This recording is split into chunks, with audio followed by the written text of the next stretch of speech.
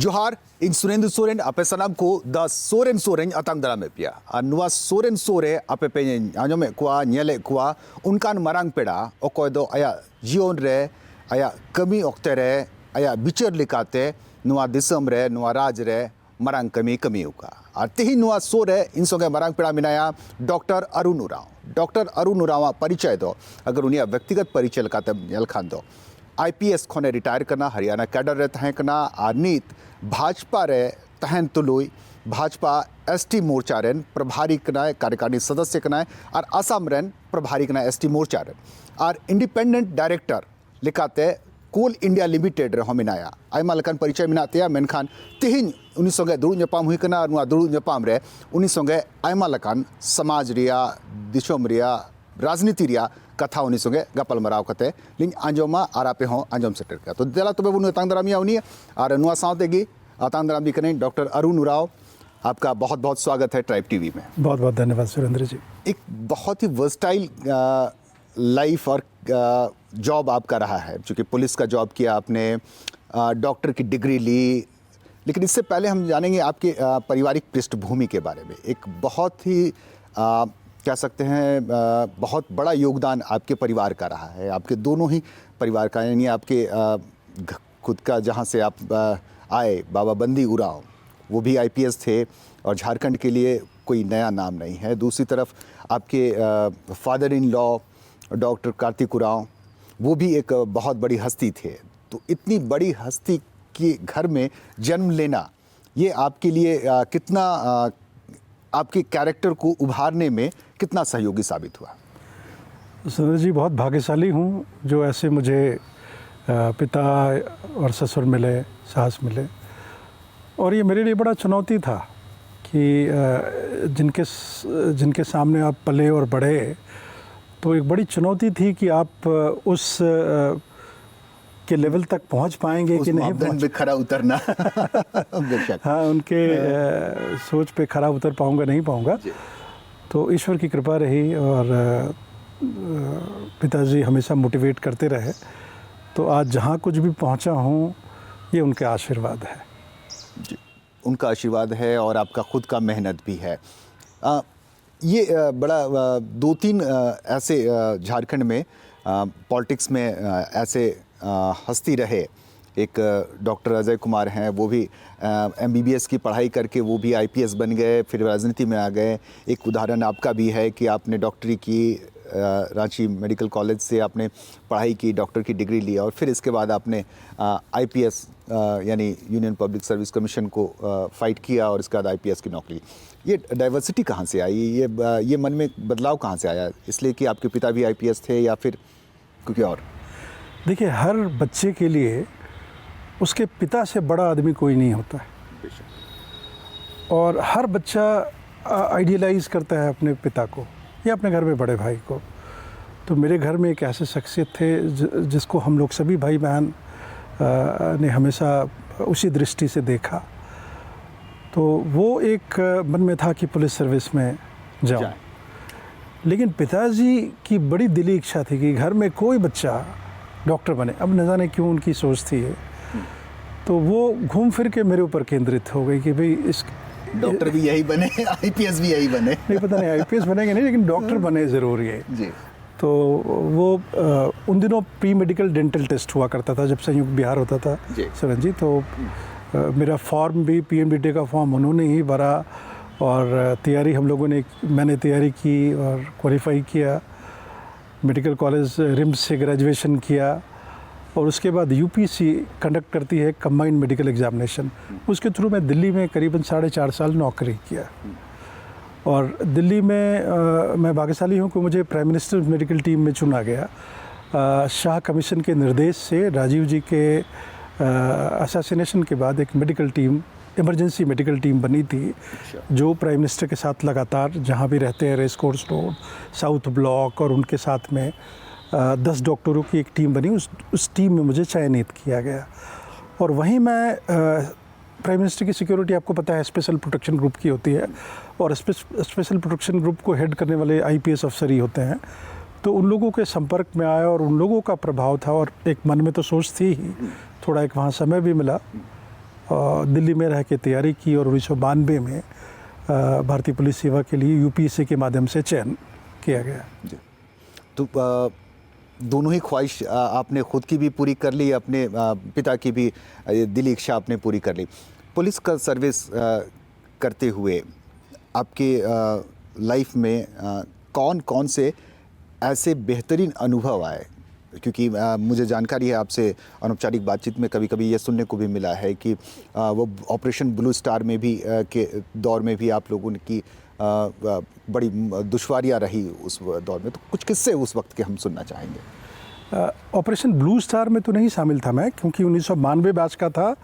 Training academy में training के बाद 1993 में हम लोग पंजाब पहुँचे और उस समय केपीएस गिल मशहूर डायरेक्टर डीजीपी हुआ करते थे और हमारे बैच में 4 ऑफिसर्स थे पंजाब के और अमूमन डायरेक्ट अफसरों को वो बड़े शहरों में पोस्ट किया जाता था ट्रेनिंग के लिए, जालंधर, लुधियाना, अमृतसर जैसे बड़े शहरों में।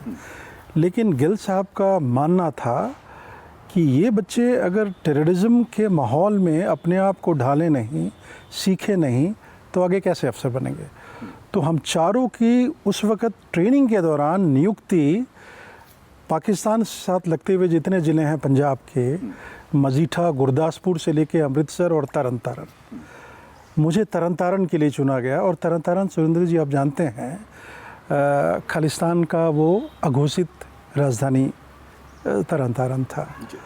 तो मेरी माताजी मेरे नौकरी ज्वाइन करने के बाद मेरी माताजी आई 6 महीने 7 महीने के बाद, और जब वो आए तो उनको पता चल गया अमृतसर स्टेशन से ही कि क्या हालत है। 1993 की बात है। तो जब वो घर पे पहुंची तो रात को उन्होंने मेरे से बैठ के बात किया और कहा कि बेटा हम लोग सोचते हैं कि तुम डॉक्टर ही अच्छे थे। उनका कहने का मतलब था कि बेटा ये बड़ा खतरनाक जगह है, बड़ी जोखिम है यार। हाँ, बड़ी जोखिम है और तुमको बड़ी मुश्किल से हम लोगों ने पढ़ाया लिखाया है, तो तुम वापस पंजाब चलो। तो मेरे पिताजी ने वो उस वक़्त फिर माँ को समझाया कि ये बाप की नौकरी में गया है और इसको मजबूत अफसर बनना है, इसको कमज़ोरी का रास्ता मत दिखाओ। तो एक तो वो पिताजी का वो सोच उस वक़्त था। दूसरी बात मुझे याद आती है, वहाँ पंजाब में जो इलाका है तरन तारण, वो पंजाब के हिसाब से सबसे पिछड़ा इलाका माना जाता है। लाहौरी इलाका उसको कहते हैं, और जहाँ की पंजाबी भी बिल्कुल विषय से अलग है, दूसरे पंजाब के शहरों से अलग लाहौरी पंजाबी वहाँ बोलते हैं। रहन सहन भी, लोगों का मिजाज भी, मतलब 2 शौक़ उनके वहाँ पंजाब तरन तारण के लोगों का शौक़ होता था। एक तो शौक़ होता था वो जम के शराब पीने की, और दूसरा हथियार रखने की, चाहे हथियार लीगल हो या इलीगल हो, लेकिन रखेंगे ज़रूर। हाँ, वो रखेंगे ज़रूर। तो ऐसे माहौल में ट्रेनिंग शुरू हुई और टेररिज्म उस वक्त ख़त्म नहीं हुआ था। ख़त्म इसलिए मैंने कहा कि हाँ, आफ्टर ब्लू स्टार वो बड़ा चैलेंजिंग था। हाँ, तो 92 के बाद वो धीरे धीरे कम हो रहा था और तरन तारण जैसे इलाके में अच्छे अफसरों के साथ काम करने का मौका मिला। एक बढ़िया अनुभव मुझे वहाँ एंटी टेररिस्ट ऑपरेशंस में मिला। एक पंजाब, दूसरा झारखंड, दोनों की कोई बराबरी नहीं है, लेकिन जॉब और प्रोफाइल तो सेम है। आप झारखंड में भी डिप्टेशन पे रहे, आपने झारखंड में भी कुछ सेवाएं दी अपनी। दोनों की पुलिसिंग में क्या फ़र्क देखा आपने? वहाँ टेररिज्म से निपट रहे थे, यहाँ नक्सलिज्म से। एक तो पहली बात सुरेंद्र जी, ये बात आपके जानकारी में ज़रूर लाना चाहूँगा कि इंडियन पुलिस सर्विस में बिरले अफसर हैं जिनको अपने होम स्टेट में काम करने का मौका मिला, और मुझे 2 बार मिला। वो इसलिए कि पंजाब में टेररिज्म के दौरान जो मैंने अनुभव हासिल किए थे उसका इस्तेमाल 2000, आप समझ रहे हैं 2001-2 क्या हालत थी झारखंड के, नक्सलिज्म उफान पे था, पुलिस इतनी इक्विप नहीं थी, इतनी फोर्सेस सीआरपीएफ नहीं होती थी यहाँ पे, तो बड़ा चुनौती था। तो मेरी जब पहली पोस्टिंग हुई तो मुझे उन्होंने लातेहार पोस्ट किया, और लातेहार आप समझ रहे हैं कैसा था। आज भी है। और सच मानिए मैं झारखंड का ज़रूर रहने वाला था, लेकिन पढ़ाई लिखाई मेरी स्कूलिंग हुई थी रायपुर, छत्तीसगढ़ की राजधानी में, और उसके बाद बाहर ही पढ़ता रहा, मेडिकल कॉलेज के वक्त रहा। तो झारखंड के जो अंदरूनी इलाके हैं, ग्रामीण और नक्सल प्रभावित पहाड़ जंगलों से वाकफियत मेरी लातेहार में ही हुए। और लातेहार के कई किस्से हैं, एक ज़रूर आपके साथ शेयर करना चाहूँगा। वो है एक किडनैपिंग हुआ था लातेहार से एक व्यवसायी का। और उस वक़्त आप जानिए लातेहार में एक और बात है, लातेहार में अगर थोड़ी क्रिमिनल एक्टिविटी भी होती थी तो आम जनों के मन में यही बात होती थी कि ये नक्सलियों ने घटना की है। हाँ। जबकि ऐसा होता कम था, चोरी की घटनाएं वो चोर ही करते थे। तो एक वो किडनैपिंग हुई हमारे लातेहार शहर से, और उसको हम लोग तीसरे दिन उसको निकाल के लेते आए। हम लोगों को जंगल में करीबन 13 किलोमीटर एक तरफ से पैदल जाना पड़ा। और उस समय आप समझ रहे हैं पुलिस भी ट्रेंड नहीं थी, और मेरे मन में तो वो पंजाब का ही अनुभव था। मैं यही मान के चलता था कि पंजाब पुलिस और झारखंड पुलिस एक तरह के हैं, लेकिन पंजाब तो आप जानते हैं पंजाब ने कई इस तरह के चुनौतियां देखी थी पुलिस, तो वो ट्रेंड थी। झारखंड में वो नक्सलियों से निपटने के लिए उस वक्त पुलिस ट्रेन नहीं थी। तो उस वक्त 13 किलोमीटर जंगल के अंदर जाना, वो भी अपने फोर्स के साथ में 15-20 लोगों को लेके, और जहाँ किडनैप करके रखा था उसको उठा के वापस लाना। अब मैं सोचता हूँ तो मुझे लगता है वो बहुत होशियारी का काम नहीं था, वो खतरा जानबूझकर मोल लेने वाली बात। एक छोटा सा ब्रेक का वक्त हुआ है। ब्रेक के बाद ये दिलचस्प बातें आपसे जारी रखेंगे। तो नोडे नासिन अपन जिरो लेंगे और जिरो तो है मारो अपन गालमरावा आर हनु का किस्से आर आई मलकन कथा बुन अंजोमा।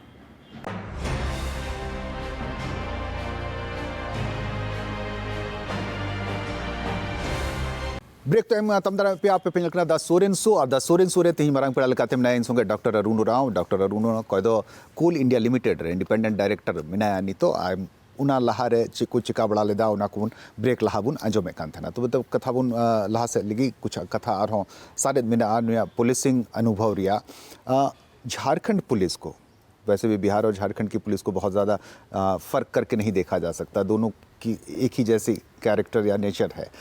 क्या लगता है कि पुलिसिंग में ये एक बड़ा चैलेंजेस होता है ऑफिसर्स के लिए, वो उनकी एक अलग तरबियत होती है, और कांस्टेबल या नीचे के जो कर्मचारी होते हैं पुलिस होते हैं उनकी एक अलग तरबियत, उनकी एक अलग तबीयत होती है। दोनों में सामंजस्य होता है बैठाना बड़ा मुश्किल मुझे लगता है। ऑर्डर्स फॉलो कराना झारखंड की पुलिस के लिए या बिहार की पुलिस के लिए शायद मुश्किल होता है। पुलिसिंग तो सब घर से ही देखा था मैंने पिताजी के समय से, लेकिन वो पुलिसिंग को घर में देखना और बाकायदा नौकरी में आने के बाद एक पुलिस अधीक्षक के रूप से देखना, वो दो अलग अलग चश्मे से देखना पड़ा मुझे। पंजाब का माहौल कुछ और, पंजाब की सिचुएशन कुछ और, पंजाब की पुलिस की काबिलियत कुछ और, झारखंड की। तो थोड़ा वक्त ज़रूर लगा, लेकिन इतनी दिक्कत नहीं हुई समझने में। और 2000 में एक बात आप समझिए सुरेंद्र जी, तब इतनी पुलिस की नियुक्तियां हुई नहीं थी। जो नियुक्तियां थी उसमें झारखंड के लोगों का जो रिप्रेजेंटेशन था बहुत कम था। तो उन दिनों जो नक्सली जंगल पहाड़ में ही रहने वाले लोग, और जो पुलिस में ज़्यादातर लोग थे वो शहर कस्बे के बैकग्राउंड मैदानी इलाके के, तो उनको जंगल पहाड़ से कोई वाकफियत नहीं। तो वो तो डर भी रहता था, जंगल पहाड़ में जाने का अनुभव भी नहीं था, उस इलाके में कैसे उनको रहना है। दूसरा इन्फॉर्मेशन, अगर आप लोकल हैं, स्थानीय भाषा आप जानते हैं, आपके रिश्तेदारी हैं, आपके जान पहचान के लोग निकल जाते हैं, तो पुलिस को इन्फॉर्मेशन तो उनसे ही मिलती है ना। हाँ। हमेशा हर जगह इन्फॉर्मर तो होते नहीं, और नक्सलियों की सूचना कौन देगा, मरना है किसी को। तो वो उस वक्त चुनौती था कि इन्फॉर्मेशन आपके पास नहीं, आपके पास वो फोर्स है जो जंगल में ऑपरेट करने के लिए ट्रेंड नहीं है। तो दूसरा, आपके पास सीआरपीएफ की उतनी टुकड़ी नहीं होती थी, आज इतनी 75-80 बटालियन है। आजकल तो हर 20 किलोमीटर पे आपको एक सीआरपी कैंप मिल जाएगा। उस वक्त गिने चुने 2-3 बटालियन हुआ करती थी, और वो सीआरपीएफ भी जो आना शुरू की वो भी ट्रेंड नहीं थी। तो ऐसे माहौल में बहुत चुनौतीपूर्ण था, और पंजाब से वाकई मुझे ज़्यादा दिक्कत हुआ यहाँ काम करने में। और एक ही था, हम लोग जो नौकरी में हमेशा हम लोगों को सिखाया जाता था कि an IPS officer is suppose to lead from the front. मतलब आप आदेश दे के आप उनको भेजना नहीं है कि आज यहाँ जाइए ऑपरेशन करके, हाँ। आपको लीड करना होगा। और ऐसी फोर्स जो इल इक्विप्ड है, इनएक्सपीरियंस्ड है, वो फिर लीड करके जाना पड़ता था। और मुझे याद है फिर हम लोग जब निकलते थे वही कम और इनएक्सपीरियंस फोर्स के साथ और पैदल चलना पड़ता था। उस वक्त आपको याद होगा नक्सली आईडी ब्लास्ट बहुत करते थे। बिल्कुल 2009 के पहले तक बहुत ज़्यादा ब्लास्ट करते थे। तो ये जो आदत थी पुलिस की कि गाड़ियों से जाना जंगल में, फिर उतर के 1-2 किलोमीटर घूम के फिर वापस आ जाना, ये आईडी ब्लास्ट के चलते ये बंद हो गया। फिर इसके बाद लॉन्ग रेंज पेट्रोलिंग आप चलिए पैदल, आप 13 किलोमीटर 14 किलोमीटर पैदल चलिए और वापस लौट के आइए। तो वो मैंने खुद भी सीखा और अपने साथ जो फोर्स था उसको भी सिखाया। सुंदर जी, मैं लातेहार में 1 साल रहा और मेरा वज़न 13 किलो घट गया। वो 13 किलोमीटर का असर है कि आप 13 किलोमीटर पैदल चल रहे थे। पुलिसिंग की बात हो गई, नक्सलिज्म पर आपकी क्या राय है? क्योंकि कई दफ़े कई इंटेलेक्चुअल्स की तरफ से ये बातें कही जाती है कि नक्सलिज्म ये एक ऐसा प्रॉब्लम है जो पुलिसिंग के ज़रिए ही पैदा हुई या सिस्टम ने ही इसे पैदा किया। आप जान रहे हैं कि नक्सलिज्म सेंट्रल बिहार से आया और जो नक्सलिज्म शुरुआती दिनों की बात कर रहा हूँ, वो आइडियोलॉजी से जुड़े हुए लोग होते थे जो लीड करते थे और वो ऐसी आइडियोलॉजी जो गरीब और गुरबों की बात करते थे। और जहाँ जहाँ नक्सलिज्म ने पांव जमाया वो वही इलाका था जो सबसे पिछड़ा, विकास से कोसों दूर, जो गांव वालों ने सरकार का नाम भी नहीं सुना, कभी देखा ही नहीं उनके एजेंसीज़ को। तो वो उस वक़्त उनकी आइडियोलॉजी को समझने वाले, एक्सेप्ट करने वाले बड़ी संख्या में थे। जो लीडरशिप थी वो भी बड़ी ट्रेंड थी और कमिटेड लीडरशिप। ये कमिटेड वाली बात इसलिए कर रहा हूँ कि आज से फ़र्क और 2001-2002 के बाद वाली जो नक्सल लीडर थी वक्त जो लीडरशिप, वो लीडरशिप का फ़र्क ज़रूरी है। आज आप जान रहे हैं कि एक बहुत बड़ा लेवी का हिस्सा मायने रखता है। इस तरह के जो गैंग वर्ग हैं, अब तो इन्हें गैंग करना ज़्यादा आसान होगा। तो तब जो आइडियोलॉजिकली लड़ते थे तो उनके गांव वालों, गांव के लड़के, गांव के पढ़े लिखे या समझदार लोग बहुत प्रभावित होते थे। या बड़ी संख्या में उस वक़्त वो नक्सल काडर उन्होंने ज्वाइन किया इस वजह से। दूसरा, पुलिस भी इल-इक्विप्ड थी लड़ने के लिए। और ये लड़ाई पुलिसिंग की नहीं थी सुरेंद्र जी, ये सही मायने में उनका हक और हकूक़ के लिए वो लड़ रहे थे। वो जो घर छोड़ के चले गए, हथियार उठा लिए, कोई तनख्वाह तो वहाँ उनको मिलती नहीं थी। उस वक़्त लेवी इतनी ज़्यादा नहीं हुआ करती थी। तो जो मोटिवेटेड काडर है उनसे लड़ना थोड़ा मुश्किल होता है। और जो पैसे रुपये के लालच में ज्वाइन किया है वो डरपोक होते हैं, उनसे लड़ना बहुत दिक्कत नहीं है। तो ये एक बड़ी चुनौती उस वक़्त नक्सलियों के साथ हम लोग महसूस करते थे। और ये महसूस करते थे कि सिर्फ पुलिस के ऑपरेशन से नक्सली ख़त्म नहीं होगा। ये रियलाइज़ किया सरकार ने भी। और फिर यही कहा जाने लगा कि आप नक्सल एरिया में पुलिस वहाँ कैंप बनाए, उस एरिया को सिक्योर करे और साथ ही साथ जो विकास की एजेंसीज़ हैं, डेवलपमेंट एजेंसीज़ हैं, सिविल एडमिनिस्ट्रेशन है, उस इलाके में ज़बरदस्त काम करे, इनका इन्वॉल्वमेंट बढ़ाए। अभी देखने को मिल रहा है, हालांकि 2-4 साल पहले घटनाएं थोड़ी कम हो गई थी, इसमें कोई दो राय नहीं, घटनाएं फिर से बढ़ रही है। आपको लगता है कि नक्सलिज्म किस तरह के फैक्टर्स जो है वो नक्सलिज्म को खड़ा करती है या उसे ज़िंदा करती है? मेरे ख्याल से झारखंड जो जूझ रहा है अभी, वो नक्सलियों से ज़्यादा उनको चिंता करना है आपराधिक गतिविधियों से। क्योंकि जो पिछले 10 सालों में जो प्रेशर बना और जो भी डेवलपमेंट के काम जितने भी हुए कम बेसी, उससे मोह भंग तो हुआ है लोगों का ग्रामीण इलाके में। और ग्रामीण इलाके में पंजाब की तरह टेररिस्ट के ज़माने में गांव वाले समझने लगे कि ये तो दोनों तरफ से पिसने की बात है। आप इधर जाओ, जंगल जाओ तो नक्सल हैं, इधर घर पे आओ तो पुलिस वाले तंग करने वाले हैं। तो इससे ऊब भी चुके हैं, नुकसान भी बहुत हुआ है। और जो थोड़ा डेवलपमेंटल एक्टिविटीज़ हुआ है, उससे जो पब्लिक का जो सपोर्ट पहले मिलता था, अभी शायद उतना ज़्यादा नहीं मिल रहा है। आपने कहा चुनौती, मैंने कहा चुनौती अभी नक्सलियों से ज़्यादा उनकी है जो नक्सलियों का जगह जिन्होंने ग्रामीण इलाकों में ले लिया है।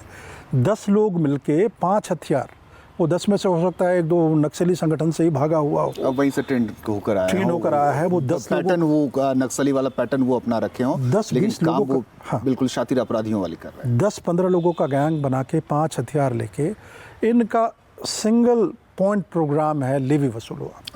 मेरा सवाल था कि फिर से नक्सल गतिविधियां तेज हो रही है, हाँ, क्या रीजंस आप देखते हैं? जो एक्सपेक्टेशन थी ग्रामीण इलाकों में, पिछड़े इलाकों में, देखिए 2 चीज़ें हो गई। एक तो पंचायत इलेक्शन बहुत सालों के बाद हुआ। पंचायत इलेक्शन होने से क्या हुआ, एक नई लीडरशिप जैसी भी हो, अच्छी हो, गलत हो, नए हो, अनएक्सपीरियंस्ड हो, वो एक गांव से खड़ी होनी शुरू हो गई। जिन्होंने उनको वोट दिया उनकी भी एक्सपेक्टेशन बढ़ी। अब वो एमएलए एमपी तो पहले मिलते कम होंगे, अब तो मुखिया उनको रोज़ मिलता है, पंचायत सेवक रोज़ मिलता है, पंचायत समिति के लोग, जिला परिषद वाले रोज़ मिलते हैं।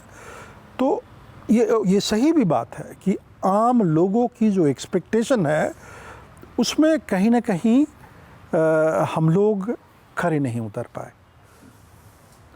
तो ये एक्सपेक्टेशन को नहीं मीट कर पाना भी एक वजह है। दूसरा, बेरोज़गारी, जो पलायन की स्थिति है आज, विस्थापन पलायन की स्थिति आज भी कम नहीं है। सुरेंद्र जी, आप तो घूमते रहते हैं गाँव में, संथाल परगना, आप कोल्हान और सारा इलाका घूम के, क्या विस्थापन कम हुआ है? जो रोज़गार यहाँ रहता, खेती बाड़ी पे अगर उनको भरोसा होता कि हम जी खा लेंगे, तो उनको क्या ज़रूरत है साहब पंजाब, गोवा और बाहर जाने की ज़रूरत? तो रोज़गार नहीं, विकास उतना नहीं हो पाया जितनी एक्सपेक्टेशन थी। ये लेकर के एक दोबारा प्रयास हो रहा है नक्सली संगठन में कि कैसे वो अपनी खोई हुई ज़मीन फिर से वापस हासिल करें। मैं तीसरी वजह की तरफ आपका ध्यान दिलाना चाहूँगा, जो आपसे सरोकार भी रखता है। झारखंड में कई नए कोल ब्लॉक्स शुरू होने वाले हैं। आप कोल इंडिया लिमिटेड के एक्टिंग डायरेक्टर भी हैं। मेरी जानकारी या मेरी बातचीत के मुताबिक लोगों से चर्चा करने पर उनका यह इशारा है कि एक बार फिर से एक नई पृष्ठभूमि तैयार हो रही है नक्सल आंदोलन की, क्योंकि बड़े पैमाने पर विस्थापन शुरू होने वाला है, उसकी एक्टिविटी शुरू हो गई है। क्या लगता है कि ये एक बड़ी वजह हो सकती है? देखिए, कोयला भी आज के दिन ज़रूरी है। हम जितने भी रिन्यूएबल्स एनर्जी की बात कर लें, जो भारत को ज़रूरत है आज एनर्जी की, जो रिक्वायरमेंट है, उसमें से अच्छा खासा हिस्सा कोयला का अगले 10-15 वर्षों तक रहेगा। तो कोयला एक ज़रूरत है देश के लिए। लेकिन ये भी सही है, जहाँ से आप कोयला निकालें दूसरों के घर को रोशन करने के लिए, वहाँ के रैयतों को अंधेरे में नहीं रख सकते हैं आप। ये भी सच्चाई है। आप जो पलायन और विस्थापन का दर्द बता रहे हैं, ये एकदम वाजिब है, सही है। इसी का फ़ायदा नक्सली उठा लेते हैं। बिल्कुल बिल्कुल, वहाँ से सहानुभूति वो बटोर लेते हैं। बिल्कुल बिल्कुल। और अभी तो मुझे महीना ही हुआ है, लेकिन हमारी 2 बोर्ड की मीटिंग हुई है। जो वरिष्ठ अधिकारी हैं इस कोल इंडिया के, उनसे हम लोगों ने चर्चा किया है। मुझे विश्वास है कि जो गलती पहले हुई, जैसे कोयला देश की ज़रूरत है, वो तो निकालना है, तो जहाँ से निकलेगा उसके ऊपर बसने वाले गरीब का क्या कसूर? उनका सही तरीके से आरएनआर पॉलिसी जो बोलते हैं, रिसेटलमेंट और रिहेबिलिटेशन, वो जायज़ होना चाहिए। होता क्या है कि या तो वो जो उनके मुआवजे के पैसे पूरे मिलते नहीं हैं, और मुआवजे के पैसे मिलते भी हैं तो वो बिचौलिया ले जाते हैं। जिनके ज़मीन गए और जिनके रोज़ी रोटी गए, वो भूखे मरते हैं। तो ऐसे लोग एक बड़े फर्टाइल लोग हैं जो नक्सली भाषा को बहुत अच्छे से समझ सकते हैं, और वो नक्सली मूवमेंट की तरफ दोबारा जा सकते हैं, इसमें कोई शक नहीं है।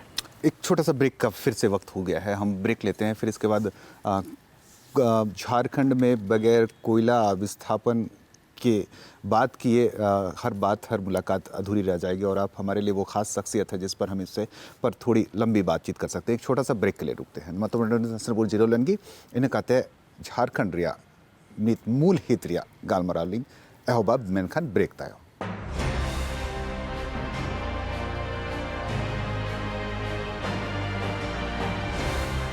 ब्रेक टाइम तांद्रा में प्या आपे पेंजल कना द सोरेन सोरे तिहिन Coal India Limited and independent director doctor Arun उनाव संग बनाया। झारखंड लगी मिटे नवा चुनौती मड़ांग मिना आ विस्थापन रिया। विस्थापन रहा कहानी दो नोडे तो नवा बनूआ मेनखान नवा हो रहा आरो विस्थापन रहा मिटन कहानी या प्रक्रिया यह बोलने की झारखंड में कई कोल ब्लॉक वैसे तो आने वाले दिनों में 22 कोल ब्लॉक की नीलामी होनी है, लेकिन 6 कोल ब्लॉक अब माइनिंग के लिए तैयार हैं। क्या लगता है कि हम फिर से वही देखेंगे जो तस्वीर हम हमारे भी पूर्वज देखते आए हैं, यानी जब 40-45 साल के दौर से हम विस्थापन देखा है, पलायन देखा है, लोगों की मजबूरियां देखी है, उनकी तंगहाली देखी है, ज़मीन खोई है उन लोगों ने, उनके लिए क्या रास्ता निकाल सकते हैं हम इस 21वीं सदी में? सुरेंद्र जी, जो मुझे अभी थोड़े दिनों में जो समझ में आया है कि कोयला उत्पादन से जुड़ी कौन कौन से ऐसे मुद्दे हैं देश के लिए ज़रूरी है। अभी आपने कुछ दिनों पहले सुना होगा कि कोयले की सप्लाई बरसात की वजह से, डिमांड बढ़ जाने की वजह से, बाहर से इंपोर्ट कम होने की वजह से थोड़ी धीमी हो गई थी। लेकिन अभी आज मुझे खुशी है कि आज के दिन में जितने भी पावर प्लांट्स हैं उनके पास सफिशिएंट कोयला स्टॉक में है और ये निरंतर बढ़ रहा है। तो देश की जो एनर्जी रिक्वायरमेंट है वो भी पूरी हो ज़रूरी है। और कोयला उत्पादन में और कोयला के ट्रांसपोर्टेशन में बहुत सारे जिट्स हैं। मोटा हिस्सा कोयला का मोटा हिस्सा जो है मेरे ख्याल से वो चोरी होता है, माफियाओं के द्वारा वो इधर उधर किया जाता है। वो बहुत बड़ा हिस्सा है। उन पे अगर हम लोग कंट्रोल कर पाएँ तो जो कोयला को हम लोग ज़मीन से निकालते हैं उसका ज़्यादातर बड़ा हिस्सा हम लोग ठीक जगह पहुंचा सकते हैं जो देश की डिमांड को पूरा करेगा। दूसरी बात, जहां माइनिंग होनी है, आपने सही बताया कि झारखंड में 6 कोल ब्लॉक की और शुरुआत अब होने के कगार पे है। 3 पहले से हो गए और 12 के करीब और होने हैं आगे कोल ब्लॉक के।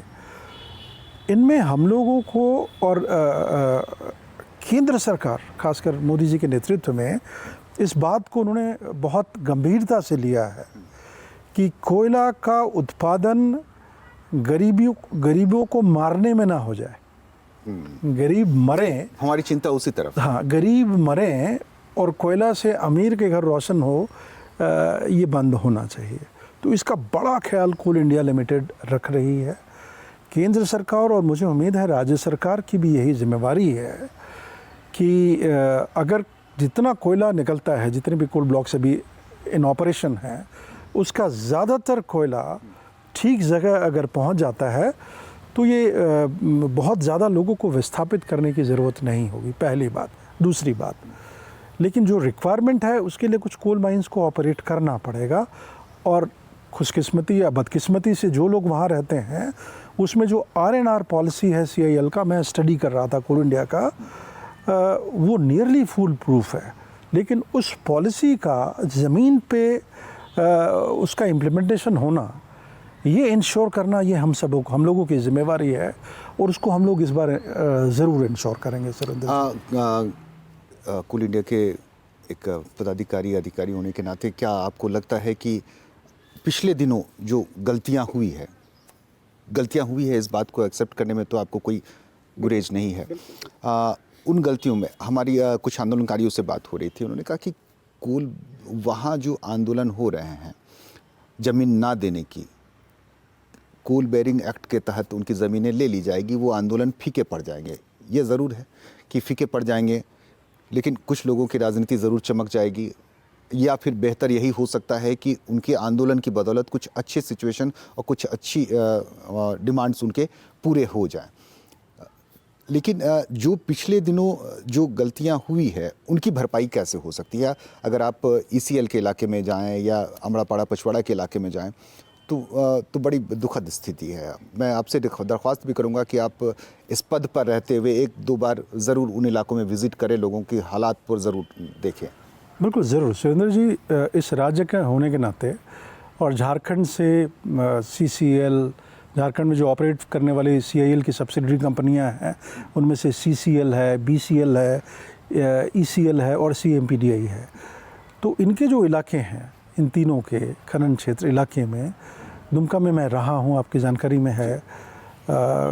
जो उत्तरी छोटानागपुर है वो कम इलाकों में घूम पाया हूँ, लेकिन मेरी इच्छा है कि मैं इन इलाकों में निकलूँ और अभी से मैंने बातें करनी शुरू कर दी जो उन इलाके में काम कर रहे हैं, जो सोशल एक्टिविस्ट हैं, जो जुड़े हैं मुद्दों पे लड़ने वालों के, रैयतों के साथ, मैं उनसे बात कर रहा हूँ। और कैसे हम लोग एक बीच का अच्छा रास्ता निकाल पाएँ और ईमानदारी से रैयतों को उनको कॉम्पेंसेशन मिल जाए, और कहाँ विस्थापन करने की ज़रूरत है नहीं है उसको थोड़ा सा एग्जामिन करने के लिए मैं पर्सनली तौर पे मैं ज़िम्मेवार हूँ, और इसकी मैं पुरजोर कोशिश करूँगा। कुछ प्राइवेट कंपनियां जो माइनिंग करती है, क्या कोल इंडिया लिमिटेड उन्हें भी, उन पर भी अपना नियंत्रण रखती है? बिल्कुल रखती है। कोल इंडिया लिमिटेड सारी खदानों को खुद नहीं चलाती हैं।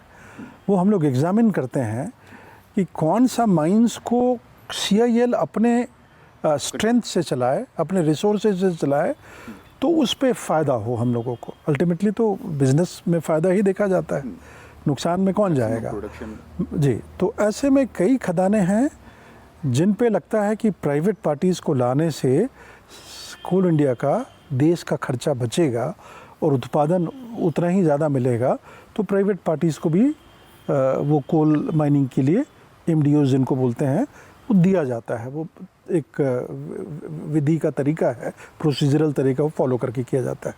उस पर कंट्रोल रहता है हमारा।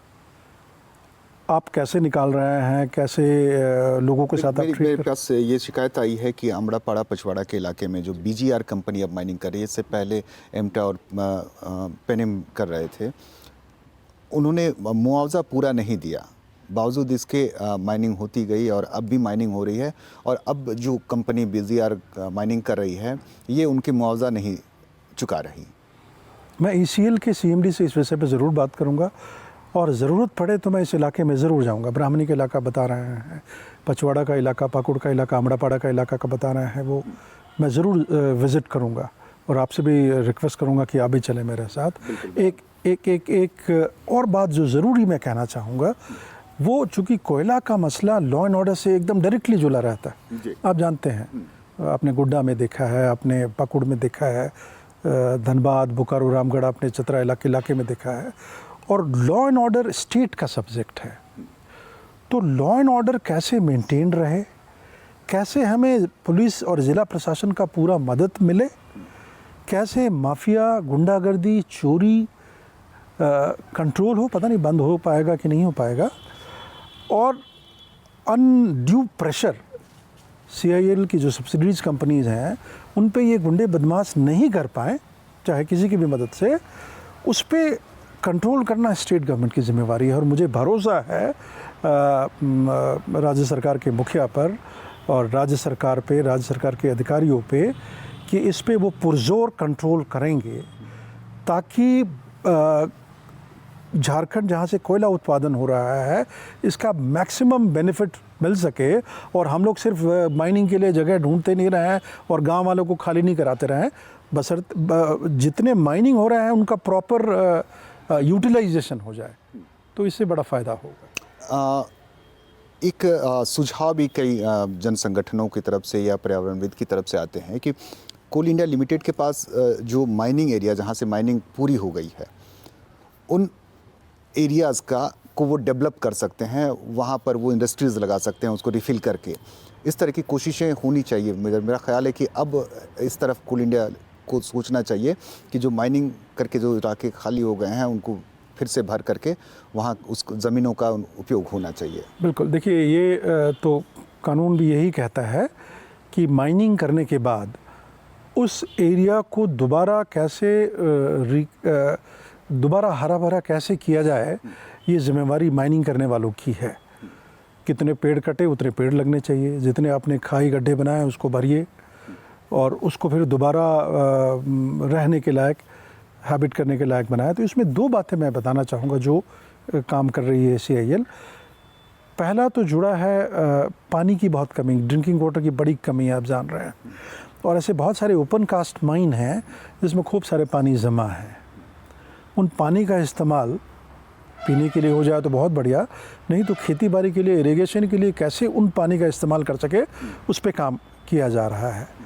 दूसरी बात है, एक सिम्फर करके कंपनी है धनबाद में, आप जानते हैं, वो स्टडी करती है जहाँ पे अंडरग्राउंड माइनिंग होती है जहाँ से मीथेन गैस निकलता है। झरिया का प्रॉब्लम आप जान रहे हैं, जहाँ नीचे आग लगी हुई है। तो उस मीथेन को कैसे हम लोग निकाल के और उसका यूज़ हम लोग कर सके ऊर्जा के लिए, उस पर भी बड़े तेज़ी से काम चल रहा है। तीसरा है ऐसे इलाकों को इको टूरिज़्म के नाम पे कैसे डेवलप कर सकें आप इसको, पेड़ लगा दें इसको घूमने के लिए। माइनिंग में बच्चों का इंटरेस्ट हो, वो माइनिंग इंजीनियर बने कल, वो वहाँ आकर तो देख वो सकें। जाके वहाँ देख सकते हैं, वो समझ सकते हैं। सिर्फ टूरिज़्म कोयले निकालने के प्रोसेस को नहीं, वहाँ जो रहे हैं, जो विस्थापित हुए, उनके साथ कैसा न्याय हुआ नहीं हुआ वो भी देखे, वो भी आवाज़ उठाने के लिए। तो इन सबों के लिए CIL प्रतिबद्ध है, इन सबों के लिए। एक अनऑफिशियल क्वेश्चन आपसे, झारखंड की राजनीति को ऊर्जा कोयले से ही मिलती है, क्या लगी ये बात सही है? कोई ज़रूरी नहीं है, ये एक हिस्सा हो सकता है कोयले का, लेकिन किसी भी राजनीति को ऊर्जा देंगे वहाँ के राजनीतिज्ञ। हाँ।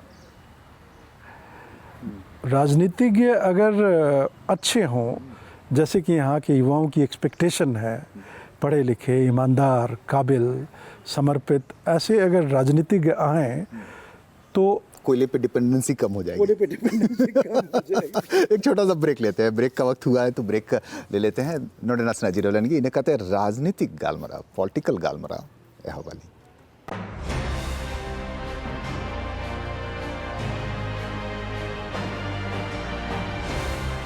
ब्रेक टाइम में अतंग नाम पिया आप मेजल करना दा सोरेन सोरे तिहिन मरांग पड़ा बनाए सुगे Coal India Limited and director independent director doctor अनु नाव को तो राजनीति रहो सक्रिय ना IPS या नौकरी कौन VRS हताओ कहते दलाबुन कलमरावा निदो पॉलिटिकल एम्बिशन चेल का नुया लहा करना बड़ा चौंकाने वाला निर्णय था। हालांकि कोई ऐसा हमारे देश में या दुनिया में हुआ नहीं है, लेकिन बड़ा चौंकाने वाला निर्णय था कि आपने IPS जैसी ग्लैमरस जॉब को छोड़ करके राजनीति में कदम रखा। और उससे ज़्यादा चौंकाने वाला कदम यह था कि आपने राजनीति के लिए BJP को चुना।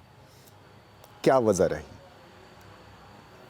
मेरी राजनीतिक शुरुआत एक तो परिवार में ही राजनीति थी, पिताजी, सास, ससुर, वाइफ, तो वो पारिवारिक माहौल ही पॉलिटिकल माहौल एक था।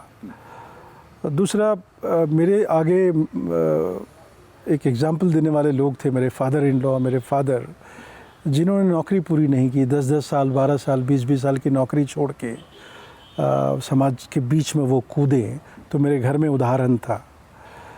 तीसरी बात, पुलिस में IG के बाद मुझे लगना, IG क्या मतलब DIG के बाद ही मुझे लगने लगा कि अब जो नौकरी होगी या जो वो रुतबा और रुआब वो सिर्फ मेरे अपने लिए और मेरे इमीडिएट फैमिली के लिए होगा।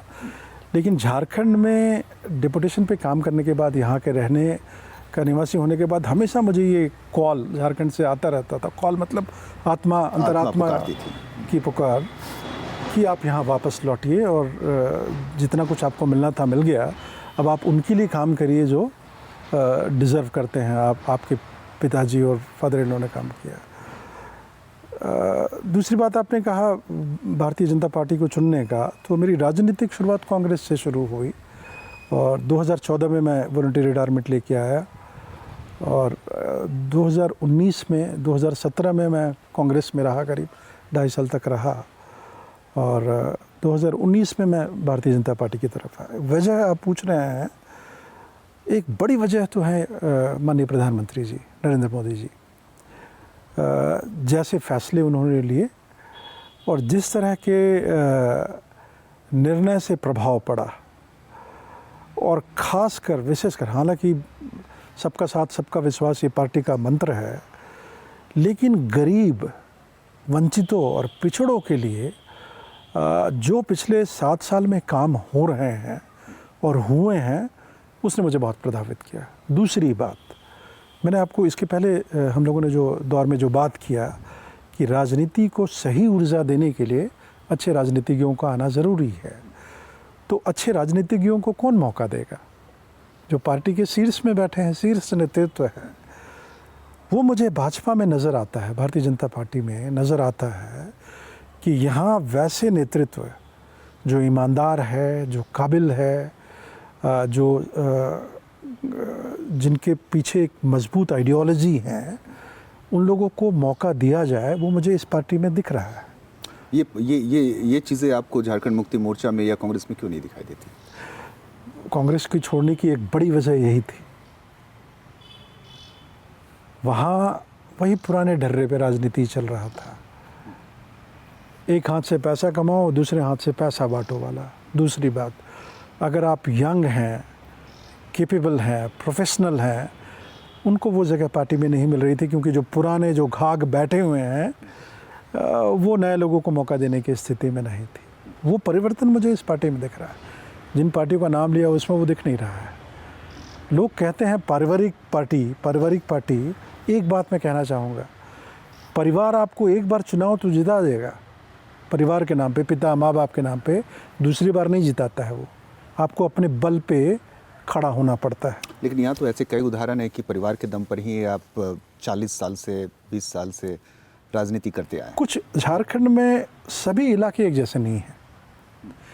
दक्षिणी छोटानागपुर में आप नौकरी कर रहे हैं, संथाल परगना का इलाका, कोल्हान का कुछ इलाका दक्षिणी छोटानागपुर के जैसा नहीं है।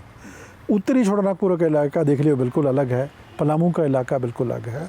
और इस बात को मैं मानता हूँ, इसलिए मानता हूँ और जानता हूँ क्योंकि 3 साल मैं जोनल संथाल परगना का काम किया। मैंने उस जगह को देखा है। इतनी ज़मीनें खाली पड़ी रहती हैं साहब, खेती क्यों नहीं होती वहाँ? धान की खेती करने के लिए सिंगूर जाते हैं लोग, सिवड़ी जाते हैं, आसनसोल चले जाते हैं हमारे संथाल भाई लोग। अपने खेत में क्यों नहीं करते? लौट के जब आते हैं फिर धान काटना होता तो फिर बंगाल चले जाते हैं। इतनी ज़मीन है। रोज़गार संथाल परगना ने आप जैसे होनहार युवक दिए हैं, आप जैसे वहाँ कम लोग हैं, क्यों नहीं उनको रोज़गार मिल रहा है?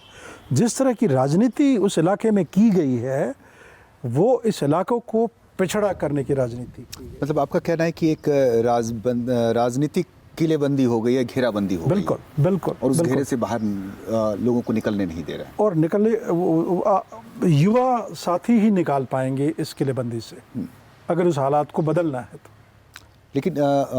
लेकिन झारखंड में अगर राजनीति करनी है तो झारखंडी पार्टी से बेहतर विकल्प कौन सा क्या हो सकता था? रीजनल पार्टी के भी स्कोप होते ही हैं। आप पंजाब चले जाइए, अकाली है वहाँ, आप उड़ीसा चले जाइए, बिजू जनता दल है, ममता बनर्जी हैं। रीजनल पार्टी का स्कोप है। रीजनल पार्टी का वहाँ स्कोप होता है जहाँ जो नेशनल पार्टीज़ हैं वो किसी हद तक कमज़ोर हो जाती हैं या किसी हद तक कमज़ोर कर दी जाती हैं, तब रीजनल पार्टी की वर्ग। मुझे कोई शिकायत नहीं है रीजनल पार्टी से। राजनीति करने का सबको हक है और एक आम जन को ये हक है उसका कि मुझे बेस्ट गवर्नेंस मिले। और बेस्ट गवर्नेंस कौन दे उससे उसको कोई लेना देना नहीं। उसके नज़र में जो भी नज़र आएगा, चाहे नेशनल पार्टीज़ हों, रीजनल पार्टीज़ हों, अच्छी लीडरशिप है, गलत लीडर, वो डिसाइड करे और वो मौका देगा। झारखंड की राजनीति बड़ी इमेच्योर मानी जाती है। यहाँ की राजनीति भी, यहाँ की वोटर्स की थोड़ी समझ भी कमज़ोर मानी जाती है। आपको लगता है कि ऐसा है या इन्हें और एडुकेट करने की ज़रूरत है? राज्य बनने के बाद फ़र्क तो पड़ा है, लेकिन पॉलिटिकल अवेयरनेस आप अपने साथ वाले राज्य से ही कंपेयर कर लें, बिहार से, तो आपको पता चलेगा झारखंड में कितनी अवेयरनेस है। और राजनीति में जो पौध होती है वो पंचायत चुनाव से शुरू होती है। और इतने वर्षों के बाद हमारा यहाँ पंचायत चुनाव हुआ, तो जो नई पौध जो आनी थी उसको समय लग रहा है। दूसरा, जब बिहार था तब भी पॉलिटिकली इसको ग्रो नहीं करने दिया गया। बिहार के टाइम में पॉलिटिक्स बिहार के राजनेता करते रहे, यहाँ के राजनेताओं को वो फेंस के बाहर ही रखा गया। तो ये 2 बातें हैं। और तीसरी बात जो मुझे लग रहा है कि कैसे पॉलिटिकल अवेयरनेस बढ़े, तो जो एजुकेशन जो जानी चाहिए नीचे तक, उसमें बहुत काम करने की ज़रूरत है सुरेंद्र जी। और आपको पता है मैं रात्रि पाठशाला के माध्यम से ये कोशिश कर रहा हूँ कि सबसे पिछड़े, सबसे सुदूर गांव के इलाके में बच्चों को क्लास 1 से कैसे हम वो एक अच्छी क्वालिटी एजुकेशन दे सके, जो शायद सरकारी स्कूल अब तक नहीं दे पाई हैं। और जहाँ गरीब बच्चे पढ़ते हैं, तो वो शिक्षा का जैसे जैसे वो प्रसार और क्वालिटी एजुकेशन बढ़ेगा, पॉलिटिकल अवेयरनेस भी बढ़ेगी। 2019 के जो नतीजे आए वो बीजेपी के लिए अच्छे नहीं थे। बावजूद इसके आपको उम्मीद है कि बीजेपी के अच्छे दिन आएंगे? 2019 का चुनाव बीजेपी हम लोग दोबारा काबिज नहीं हो पाए, कई वजह हैं उस पर, लेकिन एक जो जेएमएम कांग्रेस आरजेडी के हक में बात गई कि उन्होंने बहुत सारी बातों को तोड़ मरोड़ के रखा और बहुत सारे ऐसे सपने दिखाए, रोज़गार के सपने, पैसों के सपने, विकास के सपने, वो रोज़ दिन वो सपने ढह रहे हैं। आप देख रहे हैं पैरा शिक्षक से लेकर के जितने रोज़गार के लिए रोज़ यहाँ जेपीएससी के एग्ज़ाम्स, हर एग्ज़ामिनेशन क्वेश्चनेबल होते हुए, एग्रीकल्चर टेक ऑफ कर नहीं रही है यहाँ से, इंडस्ट्री का क्या हाल हो गया, लॉ एंड ऑर्डर की क्या स्थिति हो गई। तो ये जो सपने दिखा के ये जो सरकार आई वो सारे ढहते जा रहे हैं रोज़। ये समय की बात है। भारतीय जनता पार्टी को दोबारा आना ही होगा और आई। क्या मंत्र लेकर आएंगे? विकास का मंत्र, सबका साथ सबका विकास, जो हमारे माननीय मोदी जी बार बार हम लोगों को सबको समझाते रहते हैं। सबका साथ सबका विकास और सबका विश्वास, इसी मुद्दे पे हम लोग लेके आएंगे अपनी सरकार। 2024 में चुनाव लड़ेंगे? ये पार्टी पे निर्भर करता है। आपकी इच्छा क्या है?